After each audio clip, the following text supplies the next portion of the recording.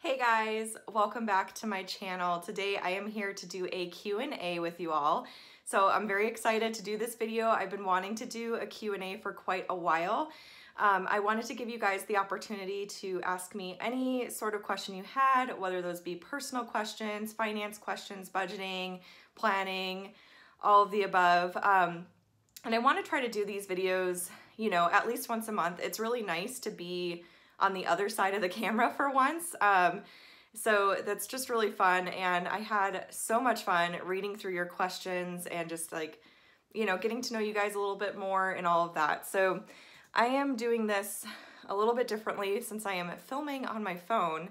I have my laptop over there to pull up your questions and everything like that.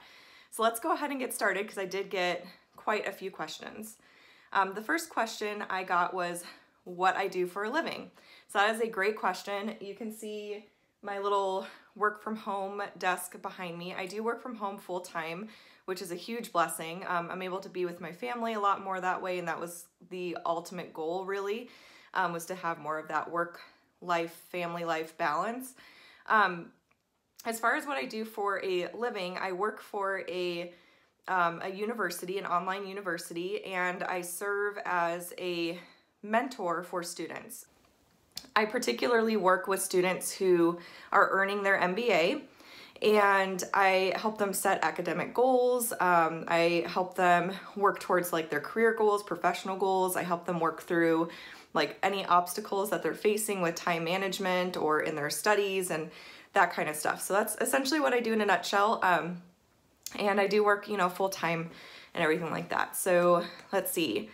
The next question I got was, does your husband use the EVERYDOLLAR app or do you log everything? Inspiration needed. So I will admit that I do the majority of the budgeting. With my husband and I, we both have our strengths and weaknesses, and we both have things that we really enjoy doing for the household and things that we don't enjoy doing for the household. So budgeting is not something that my husband enjoys necessarily.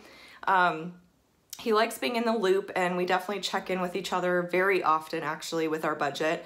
But I primarily use EVERYDOLLAR to like plan ahead, I guess, with our budgets. And he does have the EVERYDOLLAR app on his phone, but we don't really log transactions very much in there. Like I will put bills in when they're paid just so I know that they've been paid. But for the most part, it's just me that's doing it, other than me kind of like looping him in and letting him know, you know, this is the budget we set for this. Do you think that's an appropriate amount? Should we lower it? Should we increase it?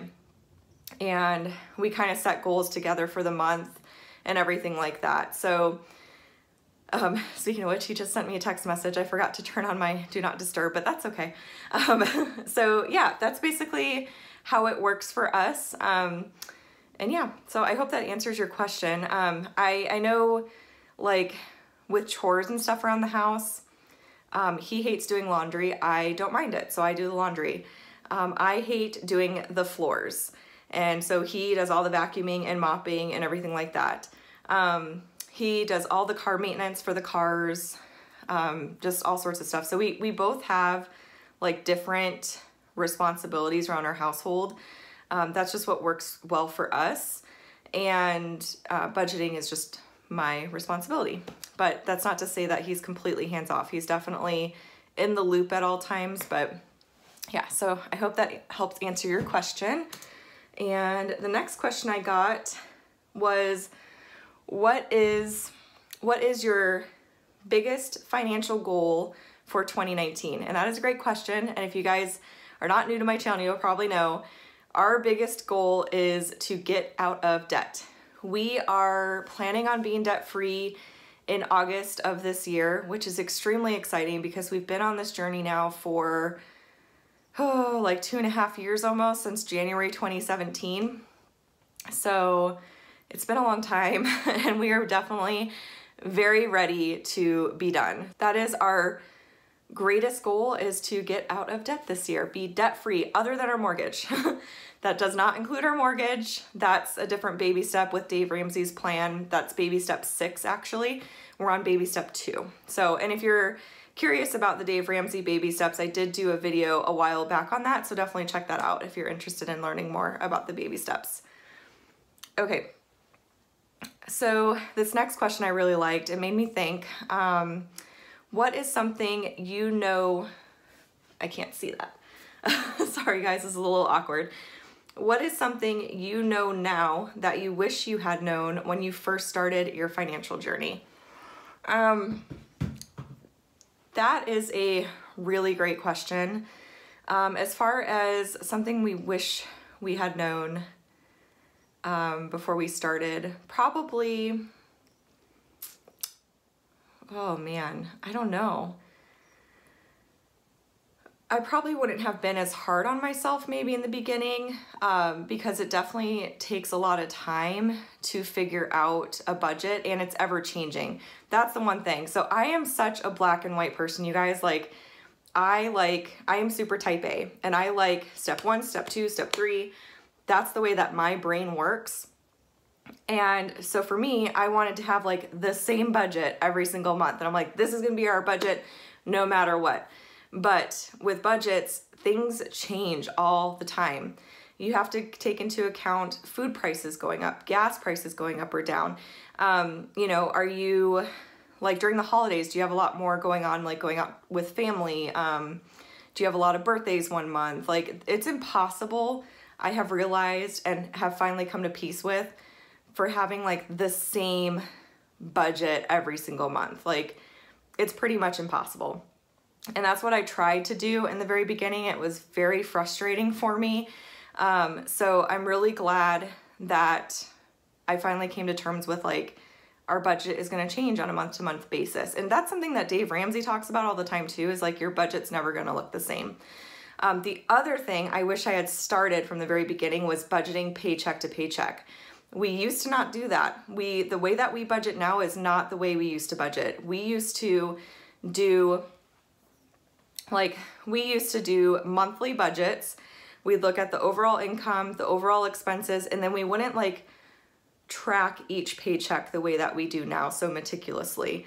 And I feel like that would have made a huge, huge difference at the beginning of our journey to do that. That's honestly a game changer for us because we are paid, and you can do this any way that you're paid really. Like if you're paid bi-weekly, for us we're paid weekly because my husband, for example, is paid this Friday. I'm paid the following Friday. He's paid the next Friday. That's just the way that our pay schedules work. So we get a paycheck every Friday, which is why we budget weekly, but you could do that with a bi-weekly budget as well. And you just simply look at like this Friday is the 22nd. So you guys will see on Saturday our budget for this paycheck. We look at how much was the paycheck, how much is in our account currently, and what are the bills that are due between this paycheck and the next paycheck. And we're able to make like snowball payments pretty much every Friday because of that, which is very motivating for us because we're making like consistent progress towards our goals. So that's really huge. So yeah, that was a good question. Really made me think. And those are the few things that I wish I had known from the beginning. The next question is, are you planning to have more kids? Yes, we are definitely planning to have more kids. Well, probably just one more. I think we're gonna stop at 2, but yeah, we definitely will. And then how has planning changed your life? Tell us your planner journey. So truth be told, I have been using a planner since I was a teenager, probably. I used to use planners that I got from Target, and I would write in all of my like school assignments and deadlines and due dates and all that kind of stuff. I've always been, like I said, just a very like detail-oriented, organized person. It's just the way that my brain works. I was not introduced to Erin Condren until, let's see, I've been using Erin Condren products for probably 2 years. And honestly, I just found Erin Condren through YouTube. I was watching various planner videos, and I remember judging when I first started watching planner videos. Like, I'd be like, oh my gosh, I am never gonna be one of those like why would you spend money on stickers, you know? It made no sense to me at the time, and now that I have like been introduced to the world of like Planner Kate and using kits on a weekly basis, like I can't imagine any other way. I love it so much. It has become like a hobby of mine. And as far as it changing my life, I would say being a part of this community is the most life-changing for me. Like just finding my people, if that makes sense. Like finding people that you can relate to, that are just as like nerdy about these things as you are. Like I'm part of the Planner Kate group on Facebook, and I love seeing everyone's posts. Like they post their like weekly spreads and, you know, come up with great ideas for stickers and all that kind of stuff. I love watching Plan With Me's on YouTube. That for me is really fun. So being a part of the community, I think, has been the most life-changing for me. Of course, it does help me stay organized as well, so I really love that. We were just looking at enrolling my daughter in pre-K, and I get really emotional every time I think about this, so I'm going to try to not get emotional.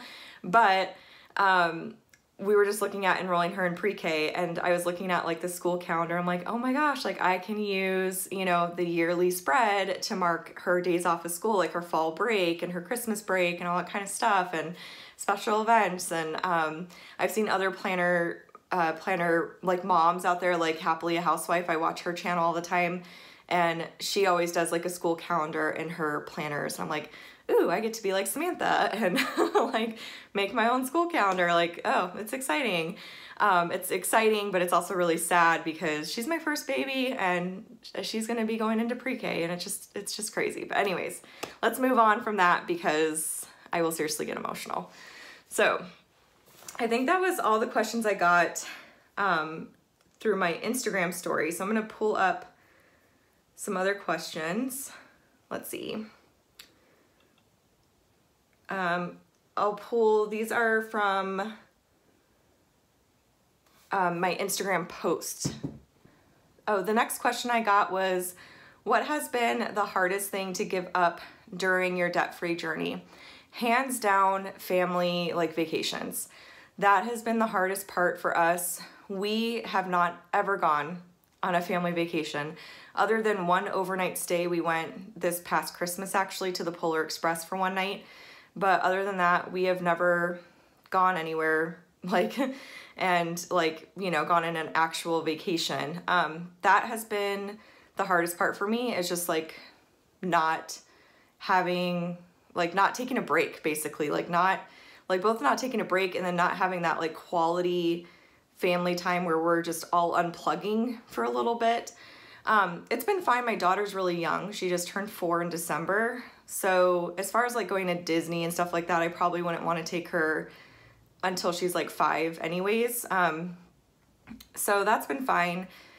And it hasn't been like a sacrifice to her because she doesn't even know what a vacation is or what it's like or anything. But I just keep telling myself, like, we're going to be able to go on all expenses paid, meaning we're not going to get into debt to go on vacation. We're not going to use credit cards to go on vacation. We'll use cash and we'll cash flow our vacations. And that time is coming. And it's coming very, very, very, very soon. We're going to be debt free in August. And then we're going to get our emergency fund established. And then we're going to start sinking funds, and we'll be able to start saving for vacations and things like that. So that is coming in our very near future. I honestly cannot wait for that. We haven't sacrificed a ton as far as like, we definitely don't eat out as much as we used to. We used to just eat out whenever we felt like it. Now we eat out, like we try to stick to our budget. We almost always go over our family fund budget, which if you guys aren't familiar with that is, it's essentially like our entertainment budget, but we combine entertainment with eating out. So we call it our family fund budget. We almost always go over it by a little bit, if I'm being honest. Like, I already know this month we're over. But, like, we still go on date nights. Like, we're going to go see a movie with our friends later today, actually. And, you know, we we eat well. Like our grocery budget is pretty flexible, I think. Some people think it's really small, some people think it's way too much, but it works for us. So in terms of that kind of stuff, I feel like we haven't had to sacrifice like a ton, but definitely like the vacations and like just family outings in general has been something that has been the hardest part for me. It's just like having that quality time. So let's see. And then I got a question about couponing, which was kind of funny because I don't coupon. To coupon or not, I'm half doing it, but it takes so much time, and that's why I don't do it either. I just don't have the time to coupon. I don't care enough. That might not sound great, but I do use Ibotta, which I think I have linked down below. If you guys are interested in checking it out, you can get cash back for buying certain products at the store. So what I usually do is I'll go on Ibotta and kind of compare it to my grocery list before I go to the grocery store. And I'll like add in, you know, cash back and stuff. You just upload your receipt and you get cash back. And I've earned, you know, $20 gift cards to Target and that kind of stuff from Ibotta. It adds up over time. So I do that. And I do pay attention to the sales. So I look at the flyers and, you know, if strawberries are on sale one week, I'll pick up strawberries as like our snack fruit for the week. Or if certain cuts of meat are on sale, then I'll stock up on those. I also do check out any manager specials. So like I know at our local like Fry's or Kroger, in the meat section, they'll have manager, like yellow manager stickers. And it's meat that like expires the next day and you can just throw it in the freezer and you get really deep discounts on that. Same with like bakery goods, like certain bread products and stuff you can get really cheap. So I do pay attention to that kind of stuff, but I don't clip coupons or anything like that necessarily. So maybe one day I will try it, but for right now, yeah, I don't mess with it. So, okay. And then let's see. The next set of questions is from the YouTube community itself. And I got a couple questions there. So the first question is, are you in your forever home or do you plan to move again? How does that affect your debt-free journey? What advice would you have for first-time home buyers to avoid getting really far into debt? Those are great questions. We are not in our forever home. We are in our starter home, but it's a very comfortable starter home. We're planning on being here for probably another 3 to 5 years. As far as how it affects our debt-free journey, it doesn't really. It hasn't come into play at all. If you're following the baby steps, baby step 2, you're getting rid of like all of your consumer debt, your student loans, car loans, credit cards, things of that nature. You're not really focusing on your mortgage until you're on baby step 6, which, just a quick overview. So baby step 1 is saving your $1,000 emergency fund, starter emergency fund. Step 2 is, like I said, getting out of debt, of your consumer debt and stuff like that. Step 3 is a 3 to 6 month emergency fund, so essentially completing that starter emergency fund. Baby step 4 is investing 15% of your gross income into retirement. Baby step 5, if you have kids, is saving for kids' college. And then baby step 6 is paying off your house early. And baby step 7 is living and giving like no one else. So basically, like, you have no mortgage, no debt, like you're investing and you're just living the life. So you're supposed to do 4, 5, and 6 simultaneously. So once we complete our emergency fund, then we'll start investing in retirement. We'll start saving for our kids' college, and then we will start putting extra towards the house. We haven't really decided if we're gonna like put a ton extra towards this house since it is our starter home. We might put a little extra towards it just to like have more, like when we sell it, obviously you're putting money into your house, so when you sell it, you get that back. And funny story, I did do some math, and if we were to just continue on the way that we have been, we could pay off our house in like 3 to 4 years. That would mean we would be putting off like retirement and kids' college and potentially sinking funds, all that kind of stuff for 3 to 4 more years. that is tempting to go that route. I'm not gonna lie, it's very tempting, but we probably will not do that because that would mean that we're putting off vacations and stuff like that for another 3 to 5 years. We do know in our next home, we want to have at least a 20% down payment. And that's the advice that I have for first-time home buyers. Put down 20% at least, at a minimum, and only do a 15-year mortgage. And your mortgage payment should not be more than a quarter of your take-home pay. So for us, our mortgage payment's right around $1,200, and it's less than 25% of our take-home pay. Our take-home pay is around $5,200. So if you multiply the 1,200 by 4, that's at 4,800. So we're a little bit below, which is good. And that's what I recommend doing, is do not have a mortgage payment that is any more than a quarter of your take-home pay. Dave Ramsey preaches the same thing, and I agree with him 100% on this, because you never want to have so much house that you're not like able to invest and you're not able to go on vacations and that kind of stuff, you know? So yeah, and then the 15-year mortgage is important. I have realized because you get usually a smaller, like a better interest rate with a 15-year mortgage. And then also you don't want to have a mortgage for the rest of your life. The goal is when you're retired, especially when you're retired, hopefully before then, you do not have a mortgage at all. I know our big goal is to not have a mortgage by the time we're 40. So that will mean if we live in this house for 3 more years, that we will put 20% down on our next home, which will probably come a lot from the equity we currently have in our home, plus whatever else we're able to save. And then also to pay off our next home before we're 40 years old. That is like our big time goal. So yeah, so I hope that answers your question. If you have any other questions about that, let me know down below. And that goes for all these questions. Like if I didn't answer something, or if you have any additional questions, like leave those in the comments down below and I will try to respond to you as quickly as I can.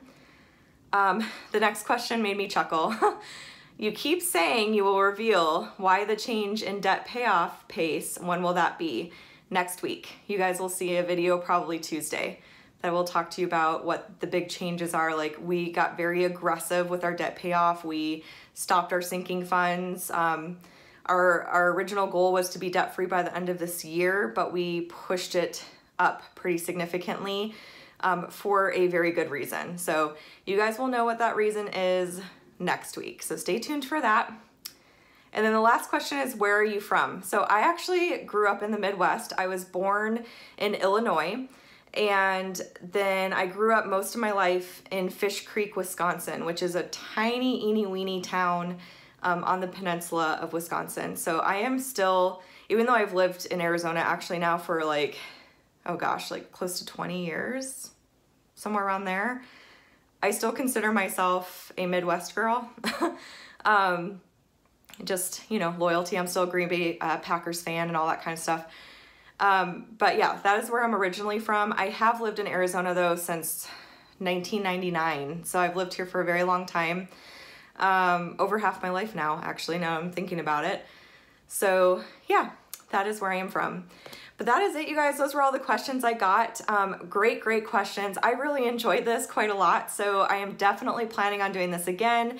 Like I said, I want to do a Q&A like every month. I think that would be really fun to do, so definitely stay tuned for another one. And the questions that you asked down below, I'll try to respond to, and if I don't get to them, then I'll answer them in my next Q&A. So I hope you guys enjoyed this as much as I did. It's really nice being on, like I said, this side of the camera versus you guys just seeing my hands all the time. So that was really fun for me, and I hope that this allowed you to get to know me a little bit more, that you were able to learn something from the Q&A. I am not a financial advisor or anything like that, just to put out that disclaimer, but this is just my experience with our debt-free, you know, journey. And I love the debt-free community. I love the planner community.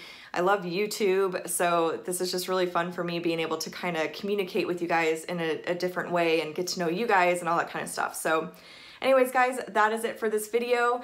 If you haven't subscribed to my channel already, hit that subscribe button. If you enjoyed this video, please give it a thumbs up, and I will chat with y'all later. Bye!